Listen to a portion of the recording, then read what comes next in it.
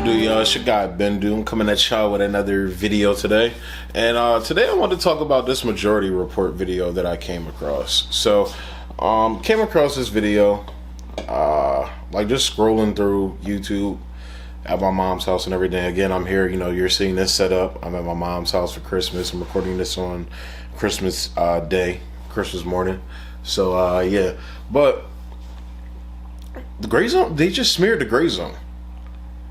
Like they dead ass just like they smeared the Grayzone. So they were like, I'm gonna play the clip below. I'm gonna like clip it. It's not gonna be like too long of a clip. I would tell you to go watch the video, but if you watch my show, you probably despise majority report. So I wouldn't want you to have to suffer through that video. But to see the full, the full video, I want to say go to their channel and watch it. But yeah, like, so they're talking about this guy that was in January 6th, though. He got sentenced to like 4 years or something like that. I don't know exactly the amount of time this guy did, but he's not pertinent to the story, though. The point that I'm bringing up is that from what it looked like, they were reading like the court stenographies and everything like that, the court documents. I forgot what exactly that's called, but like basically what they say in court. And how the stenographer writes it down and everything. That's what they were reading off. And they were asking him, like, what media do you consume? And he was just talking about, like, oh, I watch, this right-wing thing. I read this right-wing publication. But he also brought up the Grayzone. Because he said he reads the Grayzone for balance and blah, blah, blah, things like that. Well, here you know what? Before I even go into it, I'm going to go ahead and play the clip for you here. So I'm going to play the clip, and then I'm going to give my response to it. Them just needing a sliver of a certain audience, like these are people who are in some ways maybe have proclivities that could go down like a fascist right-wing way, but they could go other ways too. They're a bit he got 46 months, Bradley says, in prison, just shy of 4 years. So I mean, these are the outlets that they're consuming, and the Grayzone is in tandem with the Federalist, the Gateway Pundit. I mean, that's Tim Pool, Dave Rubin, who also attempted to bring over people from the left by being the last liberal. Maybe that's what he was referring to as the miserable, or whatever he called the disaffected liberals. So. Yeah, the Grayzone just hates censoring people, but they will like to suggest that Noam Chomsky has lost his mind because he supports vaccine mandates. But right. Go ahead. This is a propaganda pipeline. Can we just talk about what it is? It's not that everyone is going to be conservative or progressive on it. It's a pipeline. They find something that it's like you start at, somebody that I don't want to even name names or give some of these people attention, but they all have each other on, and then they are introduced to them, and then they go to that show and that show. They say something really interesting on that show, and then it is a pipeline. And and part of their utility, some of these people, some is to bring in new people and introduce them to more conservatives. But I think the Grayzone in particular is there to basically character assassinate anybody who would stand in the way of their reason by throwing out things like, you're in the CIA, Noam Chomsky. I think they've said that about Noam Chomsky too.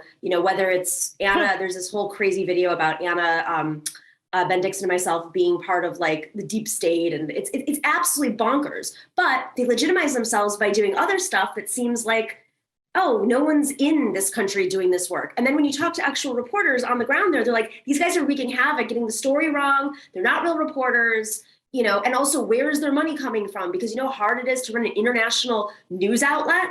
Like, I really want to understand how the Grayzone is more equipped to do this than say like a major news publication like the Washington Post, for instance. So there you had like Nomiki or Nomiki, whatever the fuck her name is, Emma Vigeland, however you say her name, and the fucking tapeworm guy, the guy I call him tapeworm, the guy that debated Fiorella and Craig in Pasta on Convo Couch. That guy, he looks like a tapeworm to me. But like just smearing the Grayzone. They were trying to say that Grayzone is basically a pipeline to right wing, to right wing ideology. That's how I know they clearly have never read the Grayzone's work, because it's like the Grayzone if anything, I would say they have more of a, left wing communist, bias. And when I say that, I mean whenever you hear Max Blumenthal, or whenever you hear Ben Norton, Aaron Matei, Anya, and I'm not saying it's a bad thing. I mostly agree with them, but it's still at the end of the day a bias, because it's an ideology that they themselves believe in. Well, at least they espouse these ideas, but to say that they're like a gateway to right-wing ideology is freaking ridiculous. And it's crazy because basically what they're saying, so nobody ever refutes the Grayzone's reporting. They always just smear them as like whatever, anti-vax is the thing now, but they call them a sadist and things like that. Obviously Anna, the whole spark that set off the feud between I'm sorry about that, I'm getting a text, or not a text, a phone call.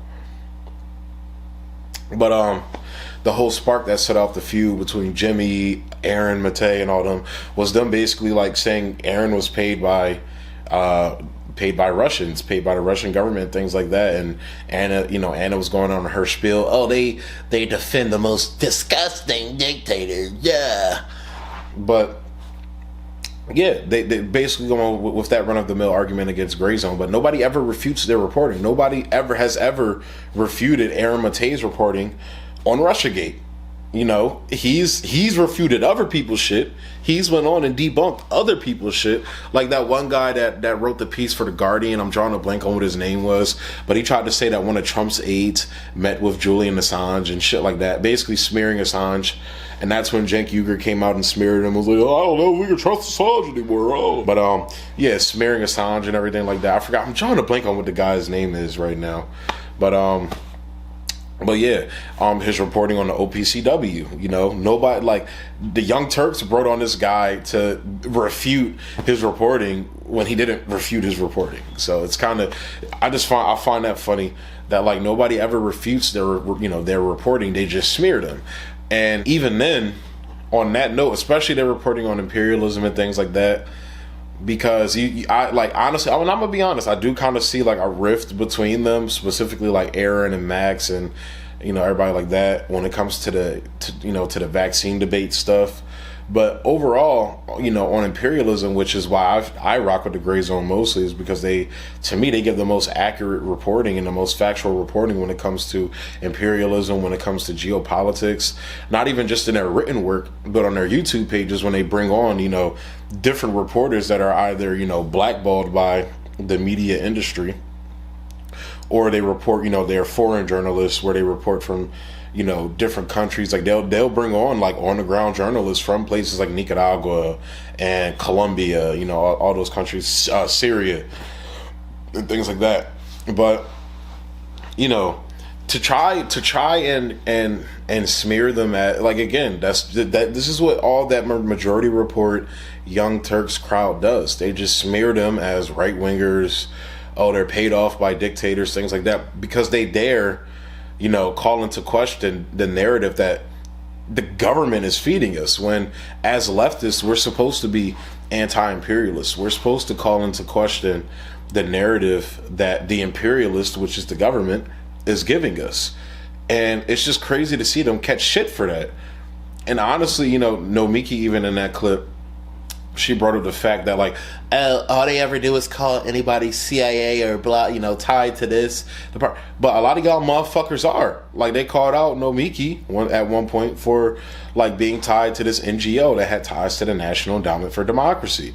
They obviously called out Anna Kasparian. They never said Anna Kasparian was CIA, but they said it's weird how Anna Kasparian wants to call out these brutal dictators when she'll sit in front, she'll do a face-to-face interview and be proud to do so with Madeleine Albright, who on camera said it was worth it to starve millions of children via sanctions. So and just talk, those types of things that the Grayzone has said. And when the Grayzone talks about, and they talk about these blanket terms, if any of you have read the Grayzone's reporting, you know that when they go in depth, they have very long articles. That's why, not that I don't want to cover them a lot, but it takes me a while to make stories, to cover stories that involves their writing, because their articles are very long and detailed, and what is it called? They very like well cited, things like that. So it takes a while to go through. And put together a video about any of their work, because it's very well cited and it's very long and very detailed, because they make sure they don't leave out any details. Because of the smears they get, they make sure they cover all their bases, basically. So, and then Nomiki, within this same, I'm gonna just keep calling her Nomski just to be disrespectful. Nomski, it's like that, we'll call her our government. Nomiki, even in his video, in a way, kind of like brings up this point, like, how dare they, try to say that the Washington Post is incredible and things like blah blah. The Washington Post has been shown over and over again in the New York Times, the Guardian. All of these outlets have been shown to have, clear conflicts of interest when it comes to reporting.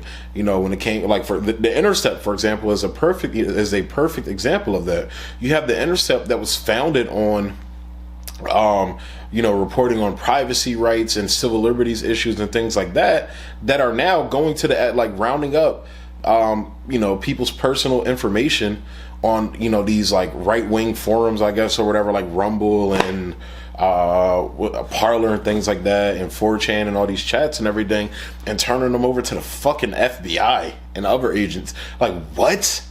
The Intercept is doing that? You fucking, like, it's crazy shit like that, And it's like, with all that, the lack of integrity and, the moral lapses with a lot of these journalistic outlets, they're not reporting facts anymore. They're not reporting truth.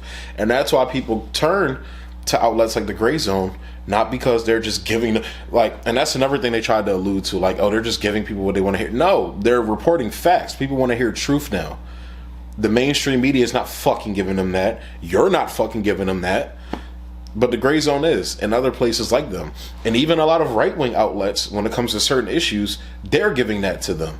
Regardless of whether you like them or not. That's besides the point. If somebody's spitting facts, it doesn't fucking matter whether they're right-wing, left-wing, or whatever. If they're presenting you facts, then, I don't get, you feel me? That's just crazy to me. But going back to the Washington Post part, even Emma had to kind of clean that up a little bit, because she was like, oh, that's not to say the Washington Post isn't above reproach, or the New York Times, a caller called in, blah. Shorty, a lot of, some of y'all, because y'all don't, their, Majority Report, their whole thing is basically shitting on other YouTubers and everything. They talk about how Jimmy, all he does is shit on YouTubers and things like that, where that's all they do. If you scroll down their videos, they do at least 2 videos on Dave Rubin a week. It's okay, I guess we're gonna keep doing this. At least when Jimmy does that, and I've said this on the show, I kind of got annoyed by a lot of that stuff with Jimmy when he was going after Jenk. I understand why he was, but it's at the same time, it's all right, bro, there's other stories you could be covering now, things like that. At least he's doing it in response to them smearing him and Aaron Matei. He's doing it in response to them. They literally just randomly out of the blue just do a video about Dave Rubin just because it's liberal claptrap bullshit for their viewers. That's what it is. So I wanted to talk about that because I just found it fascinating, bro. Like all the amazing work that Grayzone does, calling out the bullshit, the imperialist bullshit that the government pushes, and they're the only ones doing it. They're the only, bro. When I read a lot of their work, I never realized how much the government lies to us about these wars and shit like that. And they're part of the they're part of the reason, they're part of the thing that opened my eyes to that, But also, if you go read the mainstream media shit, they'll tell you, and in these newspaper in the articles themselves, even when they're pushing the imperialist propaganda from the government, they'll tell you sometimes in the article themselves, and it's crazy to see sometimes. But I just wanted to talk about that because, like, here you have them, like, the Grayzone does amazing work.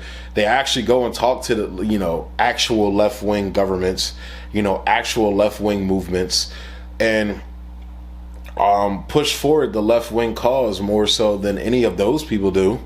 You feel me? That's my problem with Majority. Like, Majority Report is the reason, and people like them and their ideologies and their solutions for moving forward are why you have people in actual socialist movements, the world over, in actual movements and countries, socialist movements and countries, the world over, why they say, in the West and specifically in America, the left is non-existent.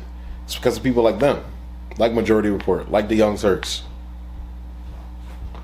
So I'm going to go ahead and close the video out there, though, guys. As always, like, comment, subscribe, and share. Emphasis on all that. Also, as always, the Patreon is live. There's a couple of videos on there that you can go check out. Some fun content on there and everything. Not behind a paywall, but it would be greatly appreciated if you contribute. If you help support the show. It's a great way to help support the show. Also, down in the description box, because I don't have the QR code up here. I keep forgetting I don't have it up here. But in the description box, there's other ways to help support the show as well. So it's greatly appreciated, guys. But also, you watching this video is greatly appreciated. You listening to me babble about how I feel about these stories is greatly appreciated, because I like talking to y'all. I like seeing the comments when y'all comment. I know I don't comment as much as I should. I try to.